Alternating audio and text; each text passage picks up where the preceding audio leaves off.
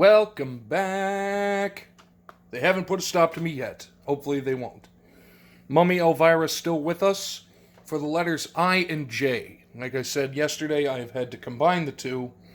So we're going to begin. I have one for each, and I think that's part of the reason why I wanted to combine them, because I like the two per video, but also if I continued to do one letter a day, I would run into November, and I want this to conclude on Halloween. So for this one, I had to raid one of my mix packs. The mix pack is part of a set. I believe it's called Scared to Death. It was three DVDs. Each had 5 movies on it. This is the Possessed by Evil. We're going to be working with Insanitarium. Yeah, there, but it's not much, so I'm just going to set it here. But Insanitarium was a direct-to-video, more horror thriller, but kind of creepy in the same way. Came out in 2008. Really, the two biggest names in this one I can think of. Olivia Munn, she's been in a lot of stuff, and for all the people who love, especially the Coen Brothers movies, the absolutely fantastic international treasure, Peter Stormare. I think that's how he pronounces his name. But plot of it is, a man fakes insanity in order to save his sister from a sanitarium who involuntary institutionalizing, weird creepy doctor at said asylum, and that would be Peter Stormare, testing weird medical compounds, ice pick lobotomies, just weird creepy things going on. Anything involving an asylum, especially on or near Halloween, is kind of a must. So I'm not quite sure where you can find it to actually get the movie singular. You could probably, it might be streaming somewhere, but definitely creepy, definitely worth a little bit of a look, because it's something a little different. And who doesn't like just weird, creepy asylum things? So that's the letter I. Honestly, I only probably own about 7 movies beginning with I, and none of them are really horror. So we're going to move that off to the side. And now we're going to go on to J. And this one, just an absolute... Well, I'm not even going to preface it with anything. This is the 1997 version of Jack Frost.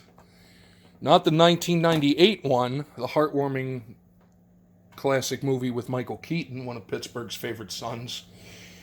No, this is something completely different. This is, yeah. If you've seen it, you know. If you haven't seen it, you will know. It kind of smacks of Child's Play. You have the spirit of a deceased killer, but instead of inhabiting a creepy doll, it inhabits a snowman. So we have a creepy snowman, serial killer, murderer, monster, rampaging through the town. I think really the only major name in this one is Shannon Elizabeth, and she has an interesting scene. I'm not going to go into that because age restriction and whatnot, but it's quite interesting. And I don't want to spoil the ending of this, but, you know, let's just say you'll look at it and go, oh my God, why did that actually happen? So the end of it is the body melts away. Or does it? Because there was a sequel. In 2000, they actually made a sequel.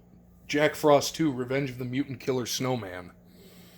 Actually, that just makes me think of the Calvin and Hobbes book, but either way, and I believe, actually, speaking of Shannon Elizabeth, I think, correct me if I'm wrong, I think that was her film debut.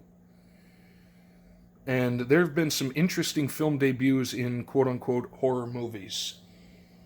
But it universally panned in the theater, has picked up the cult following. It is incredibly comical in its quote-unquote gory horror death scenes, special effects that may or may not have been filmed on a potato. Either way, I bought it because it never fails to entertain me, so I'm not casting shade at it. I'm just presenting it as it is, and when you see it, you'll figure it out. So that's for today. I and J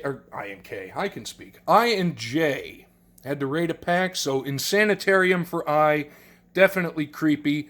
Jack Frost for J, if you want a good laugh, because that's what you're going to get.